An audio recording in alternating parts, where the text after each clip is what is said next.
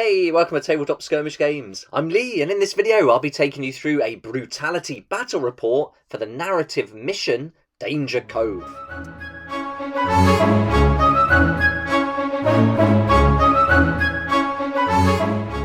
Today's mission is taken from Brutality Skirmish Wargame Narrative Missions Module Number 1 by Scott Wainwright. This battle report will be a little bit different as it brings in some elements of RPG play to the game. We'll still be using all the rules you've seen in the previous battle reports when encountering the enemy and doing battle, but the missions are designed to be heavy on the narrative and really immerse you in the story. In the previous video I did an overview of the narrative missions and how this RPG element works. It might be helpful to watch the overview, but don't worry, you don't have to, as I'll be going through all the rules and the setup as we work through the battle report, and this will be a kind of a playthrough explaining things as we go along. The adventure is set in Danger Cove, and to play this you're going to need the Brutality core book and the narrative missions module number 1. You'll also need your warband sheet and the models that you've chosen to play as your warband, and I'm going for 6.5 points, which is somewhere between medium and hard mode. The warband I'll be playing in this mission will be led by Ragnar Ironfist, and he'll be taking his crew into battle, and if you've been following along with the previous battle reports for Brutality, you'll have seen these guys in action already. As we play through this mission, the map will decide on the battlefield, and so that battlefield is going to change as we go from zone to zone. And to represent the whole area and the rocks and boundaries, I'll be using these foam blocks, and then they'll be creating the different rooms or the different environments we'll be battling in. And then I'll be using different terrain pieces to set the scene. Ragnar and his crew will be using the blue dice, and any of the enemy they come across will be using the red dice. Whenever Ragnar and the crew need to roll on the encounter chart, I'll be using the yellow dice. Right, let's get started with an introduction to our first mission of the book, and that is Danger Cove.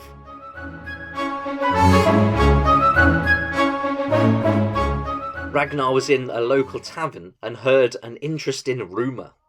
Over drinks with an old hag, he heard that Secretary Vorlin had been captured and nobody had seen him for a few days. Unknown assailants broke into his chambers and abducted him, and this is right on the heels of Vorlin reveal that he had proof that many people on the council were in secret agreement with the Blood and Salt Trading Company. After further investigation around town, you realise that he was part of the Citizens League, which is a militia and watchdog organisation. After speaking with a few of their members, Ragnar found out that they strongly suspect a local bandit group are at fault. The League has raised a healthy sum of money for Vorlin's safe return, and so it's up to you and your crew to decide whether or not you're willing to take on these local bandits. This won't be an easy challenge, as these bandits are pretty tough, but getting Vorlin out and return safely to the Citizens League will give you lots of treasure to spend in town. The promise of treasure is appealing to Ragnar and his crew, and they can never have too many gold pieces to buy that valuable ale. So they agree to go on the quest, and the mission begins. Ragnar and the crew spent the next few days watching the cove, and they saw several small ships come and go, so there's definitely activity there. While they were certain the cove was empty of ships for the time being, they decided to enter, but there's no telling what they may encounter in this damp cove, so they were certainly on guard. We join Ragnar and his crew as they enter Zone 1 of Danger Cove. Ragnar and the crew enter the mouth of a cave and come across a small room carved into the cave wall. It's connected to the rest of the complex via a rickety wooden dock. When they enter, they find the room cramped and quiet, and the most interesting thing in the room is. And now we roll a dice to see what we're going to get on the encounter chart. So the most interesting thing in the room is number 3, a table with a single piece of tattered paper resting on it. Ragnar chooses to take a look and finds. This is where we see the direction of the dice, match it up to the arrow and see that Ragnar found a list of local merchants' crests and some of them were crossed out, and he wonders why.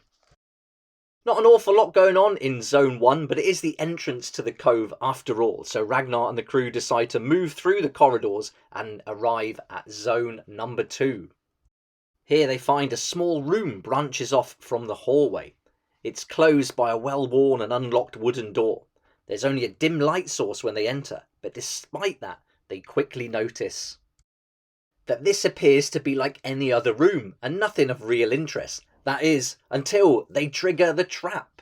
A log swings down and the leader must pass a dexterity check or lose a hit point, but they can make a save. So there is a save allowed here, and the leader, being Ragnar, means he has to avoid this spiked log trap as it swings down, heading for him. Ragnar needs to get a 1 to 6, but fails his dexterity check. Now he has to make a roll to see if he can save that injury, and he doesn't. His save is a 4 or less, and with that 5, that spike hits him, and he takes 1 point of damage right away. Not a good start. With nothing else of interest in the zone, the crew decide to move on to Zone 3, where they find a stone-walled room stretching out like a long meeting hall, littered with tables and chairs. The room is still, dead, and draped in shadows, when suddenly a calm voice comes from a dark corner of the room. "I see you found me. This was ill-advised." With that, the boss leaps from the shadows and straight into combat. The boss comes with 2 basic ranged enemy lackeys who have the devotion ability and +2 to their fighting skill. They activate with the boss as if they are one model. The boss locks the exit to the room through some means. There is no escape until this boss is dead. Now combat begins as per the AI rules in the core book that we went through in a previous video, and so Ragnar and the crew have to get 4 inches away from the centre of the zone. The boss activates first, and all 3 of these models will activate at the same time. So the lackeys go first, and both of them choose to target Ingrid the Beast. So they're going to roll for their attacks, and they're going to make 2 each. These are ranged attacks, 2 each, and they have to beat the target's dexterity. So the dexterity of Ingrid is 7, and you can see with an 8, that's a hit, but a 0 is a critical hit, so that's going to count as 2 hits. So now Ingrid has to make 3 saves, beating the 3 or less save stat, but she doesn't make any. And that means she'll lose 3 hit points, and that's enough to take her out of the game. It's the first casualty, and she went down really quickly. Now the boss himself is going to make a move, and he's going to go straight towards the nearest target, which is Edgar. He's going to stay 2 inches away and then roll a dice to make a charge. Let's see if he can get 2 or more, and he certainly does. With a 5, he can charge successfully into Edgar, and because he charged, he gets an extra attack dice to roll. Because of Wrath and Fury, he can also re-roll any missed hit rolls. So he gets to roll again, and he still misses. He needs to get equal or less to his fighting skill, and his fighting skill is a 6, so he had a good chance of getting some hits there. Edgar can also make an attack, and he fails. Only 1 hit goes through, and Edgar has to make a save, and with that 10, he fails the save. His save was a 3 or less, and so he takes a wound. Now we have to roll on the wound chart, and with a 1, nothing happens. The boss can add 2 to the wound chart roll, making it a 3, but as Edgar has an ability called Sturdy, anything rolled between 1 and 4 has no effect on him. So he just takes that point of damage and is pushed back 2 inches. As the player, Ragnar gets to activate 2 models. So he's going to make a movement to get some distance and make the most of his ranged weapons. And he can make 2 shots up to 20 inches away. So he makes 2 ranged attacks, and he has to beat the dexterity of the boss. So the boss has a dexterity of 6, so both of those go through with a 7 and a 9. Now the boss has to make 2 saving rolls, and on a 1 and a 3, he saves them both. That 1 would have been an extra save too, so no damage inflicted on the boss there. So the next model to activate is Edgar, who moves as close as he can to the boss, rolls a 4, that's a successful charge, and he moves in to take some hit points back from the boss. He gets an extra dice to roll because he charged, and he has to get 6 or less, and with a 1 and a 2, he's successful, but so is the boss, and they both get a 1, which is a critical hit, so that's going to make an extra hit. So with 3 from Edgar, 2 from the boss, there's a few saving rolls to make here. The boss makes 2 saves, fails them.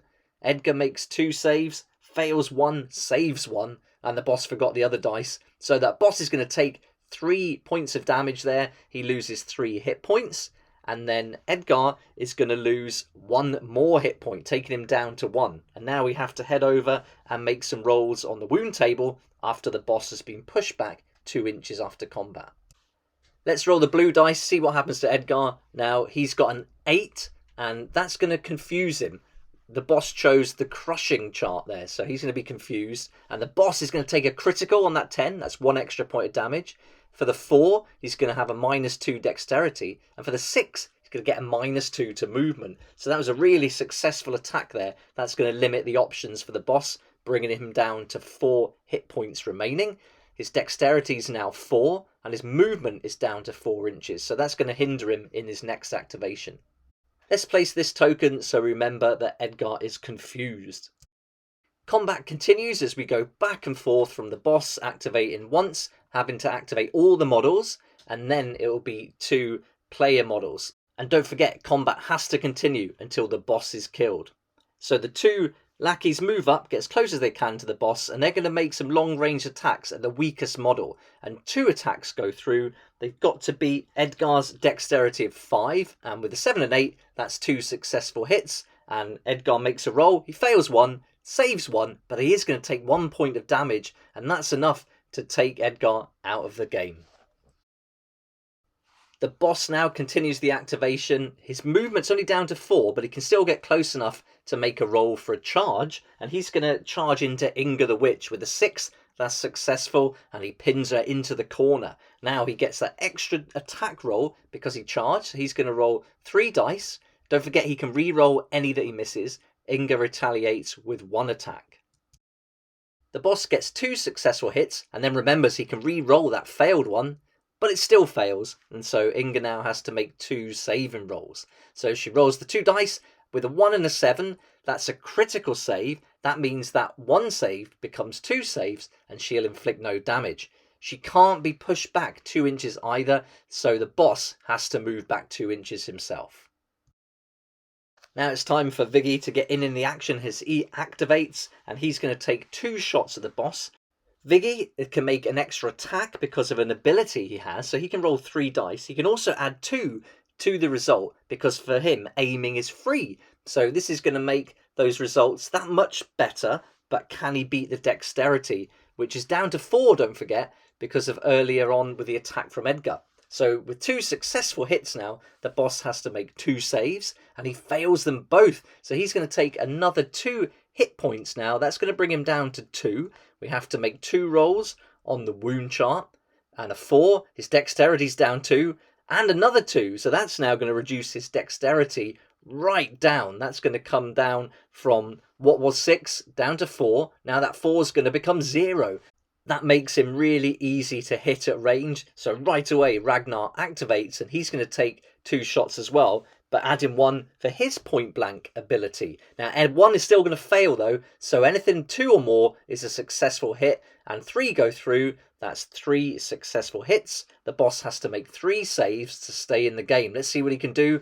And on a 3, that's 1 save, but the 9 and 0 fail. So that's 2 points of damage that go through on the boss. And as we can see here, he's only got 2 remaining, so Ragnar successfully takes out the boss. That's a great result for Ragnar and the crew, and just shows how important those rolls are on the wound chart. They can have a serious effect during the game. We're on to the next round of combat, so it's back to those lackeys. They've still got to be killed. They're part of that boss model after all. They don't roll so good though, and between them they only make 1 hit, but it is a critical hit, so that makes 2, and now that has to be saved for, and that 1 is a critical save, which is going to make 2 saves, so that cancels them both out. No damage is taken. Viggy moves up, making sure he's within half range so he can get that point blank ability, and he's going to take 2 plus that extra shot at one of the lackeys, and adding 2 for the free aiming ability, and so that's going to make the 8 a 10, 3 a 5. The 10's not critical though, so it doesn't count as 2. So with 1 save to make, the lackey will roll 1 dice, and that's not a save. It's going to take 1 hit point. That's going to bring them down to 2. They have to make a roll on the wound chart, and with a 1, nothing happens. So that was uneventful. Now let's have a look and see what Ragnar can do. He's moving into half range as well, and he's going to be able to get that extra shot. Rolls the dice. Does he beat the dexterity? He does with 2 of the dice there, so that's 2 saves to make for the lackey, who gets a 3 and a 4, fails them both, and that's enough to take both those hit points away and remove the model from the game. And now we're back to the final boss model, and he's going to take 2 shots at the closest model, Inga the Witch, and he beats her dexterity. She's only got a 4, so that 7 and 8 were both successful. She now has to make 2 saves, fails them both. That's not good at all, as she's going to now take 2 hit points, and with only 1 remaining, she has to make 2 rolls on the wound chart. And with a 0, which is a 10, and a 4, that 10 is a critical. That's 1 extra damage, and now she's removed from the battle. That was really brutal, and she was quickly out of the game. Viggy is now determined to take out this final boss model, and so he takes his 3 shots, and this is going to do some damage now. That's a 5. That 2 becomes a 4 because of the free aiming ability, but it's still a fail there. But look at that, he did get a critical hit, so that's an extra hit. So 3 go through, and now this guy has to make 3 rolls, and he makes 2 saves, so he's still in there. They just can't get rid of this final model, as he only takes... And he makes 3 saves, because that's a critical save, so he's going to take no damage at all, and now it's down to Ragnar to see if he can take him out. So Ragnar rolls 3 dice, all 3 attack dice go through. That's going to be 3 more to roll. Can he still survive and get through to his next turn? Not this time. That's 3 points of damage. That's going to remove all 3 of his hit points. And finally, they've cleared the room. The door's open and they can move on to the next zone. But with only 2 models left, it's going to be pretty tough. But before they leave the zone, they remembered there was a small metal door on the north end of the room. Unfortunately, they don't own an item with the keyword key, so they couldn't access the compartment. So it was time for them to leave zone number 3 and move on to the next zone.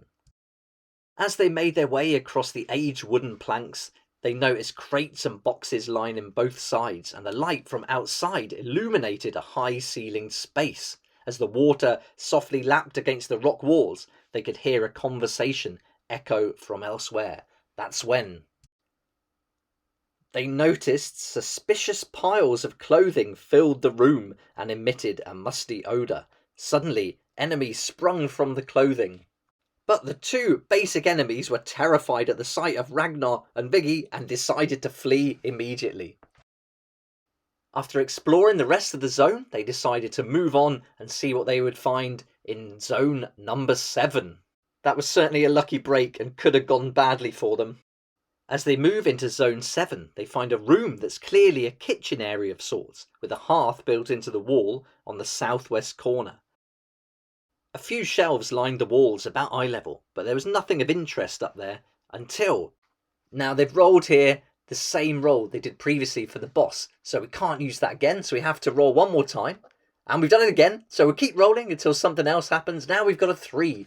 Ragnar doesn't have this keyword, so he can't interact with it. So the 2 decide to keep searching the room, and then suddenly they saw Vorling sitting on the floor in the corner of the room. When Ragnar caught his eye, he opened his mouth to say something, just as 3 basic enemies jumped out and attacked. The enemy will activate first, and so one of the models is going to move 6 inches to the closest target, and they're going to go for the one they can kill the easiest. So that's Ragnar with just 2 wounds remaining. Now this is a ranged weapon, so he's going to be able to make 2 attacks with his basic weapon here, and that's 1 hit, 1 miss, but it is a critical hit, so that's going to make that 1 hit 2 hits. So now Ragnar has to make 2 saves, and so he's going to roll 2 dice. Let's see what he gets here. And 2 fails. He's going to lose 2 more hit points, and that's bad news for Ragnar, as he only has 2 hit points remaining. So that basic enemy has taken him out. Now it's up to Viggy to see if he can take out all 3 of these enemies and rescue Vorlin before claiming his prize. Viggy manoeuvres, getting himself in cover, but within range, again halfway, so he can get the extra attack. He rolls his 3 dice, and then let's see what he gets. Yes, he's certainly going to beat the dexterity there. And altogether, that's going to be 2 hits and 1 miss. He did forget to add his 2 there, though, because don't forget he can aim. But oh well, he missed that time. But either way, the enemy didn't make a save there, so he's going to take 2 hit points. Now we have to go and roll twice on the wound chart, so let's see what happens. We're looking at the piercing chart here, so that 5 is going to reduce the fighting skill by 2, and then this was a 6, which is going to reduce the movement by 2. So we make sure we add that to the stats for the enemy, so that movement's now down to 4, fighting skill down to 3. That's really going to have an effect when this character starts charging into Viggy. Now the enemy activate, and this is the weakest enemy model, so he's going to be most likely to die, so he's going to move in for the attack. And he fails a charge, so that's his activation over. But we get to activate one more of the enemy models, so we're going to move into range here, and then he's going to roll a charge. Now he needs a 4 to get close enough, and with an 8 he's well in there, so he makes a charge straight into Viggy, and now they're going to go into close combat. With that extra dice for making the charge, it's 3 for the enemy, and just 1 for Viggy. He can only make 1 attack. And he's the only one that actually makes a successful attack there. All 3 from the enemy completely fail, so they need to make 1 save roll against that 1 attack that went through from Viggy. And they roll, and they fail, so now that enemy is going to take 1 hit point. That brings that second basic melee character down to 2 hit points, and we have to make a roll on the wound chart to see what happened. And on a 4, that's going to reduce the dexterity of that model too. So he's going to be really easy to hit at range now. Dexterity is down to 3. Viggy's then pushed back 2 inches as we go into the next round of combat. And the enemy will activate first, making a movement which is reduced, don't forget, can only move 4 now, but still close enough to make a charge. Is it successful? On a 9, it's well in there, and so it's time for some melee action, and that's going to be 3 dice for the enemy, and let's have a look at that, against 1 from Viggy. And those wound charts really have an effect here, because no one has made any effective hits, and so Viggy is pushed back 2 inches. Now it's his turn to activate. Viggy manoeuvres slightly to get a clean shot at that model with 2 hit points remaining. Now that one with 1 hit point remaining is already activated, so he's not too worried about him. Viggy's within half distance, so he's going to get that extra attack, and that 1 is a fail. The 3 becomes a 5 though, because he can add 2. Don't forget he gets that free aiming ability, and then this one becomes a 9. So even with a 3, that's still a fail, but 2 hits go through, and so the enemy has to make 2 saves. And they fail them both. That's going to be another one taken out. So Viggy's holding his own here, as that one takes 2 hit points, removed from battle. He's in with a chance. If he can just survive a little bit longer, he could actually free Vorlin and save the day. But taking that enemy out has opened him up for this long-ranged attack. And now this enemy model can make 2 attacks at long range, rolls a critical hit. That's now become 2 hits, so Viggy has to make a save with both of these. And let's see what he can do as he rolls 2 dice. And he fails them both. He needed to get a 3 or less, and on a 10 and a 6, he takes 2 hit points. But he's still hanging in there. But let's see what happens on the wound chart. And so it's going to be a 2, and he's disarmed. He's now dropped his weapon. He's going to have to use an action to pick that back up next time. And the enemy missed a trick there. They should have rolled 2 dice. But they activate in the next round of combat. And with a successful charge of 3, let's see if Viggy can hold on. He can only make 1 attack. He can only make 1 attack in return. And the enemy can make 3 because they charged. And this is going to be 5 and a 4. The 8 fails, but the 4 and the 5, they hit. Viggy then rolls his own attack, and that's a fail, so now he has to make 2 saving rolls. And with an 8 and a 9, that's a complete fail. He needed 3 or less. He's going to take 2 more hit points, and with only 2 hit points remaining, it's game over for Viggy, and game over for Ragnar and his crew. They didn't quite make it. They only had to hang on a little bit longer, and they could have freed Vorlin, but it wasn't to be. And the local bandits regroup, make sure Vorlin's well locked away, and then hold him a ransom so they can get some money from the Blood and Salt Trading Company. There was still 2 more zones planned for this battle report, but Ragnar and the crew just couldn't make it there in time. They were taken out all too easily. Meeting that boss early on in the battle really had a big effect on them. Losing 3 of the fighters in that round was a really big deal, and it was a lot to ask of Ragnar and Viggy to take on the rest of the challenge on their own. Even though they took out the boss, it wasn't enough, and there's always someone else waiting in line to take over. So bad news for Vorlin as he stays imprisoned in Danger Cove for another day. I hope you enjoyed the playthrough, and I also hope it gave you a little idea or overview about how these narrative missions work. So if you want to check out Brutality, the narrative missions module number 1 by Scott Wainwright, I'll put links in the description below that will take you to his Facebook page, and there you can find out more about the book and find out the links where to pick it up and grab a copy for yourself. The way these missions are put together, and there's loads of them in this book, is that you can play them differently each time, and it's so random that you can come up with totally different outcomes every time you play. And it's very much like those choose your own adventure books we used to get when we were kids, so really great to be able to play it out on the tabletop using all the models and our scenery from other games and putting it all together under this one scenario of Danger Cove.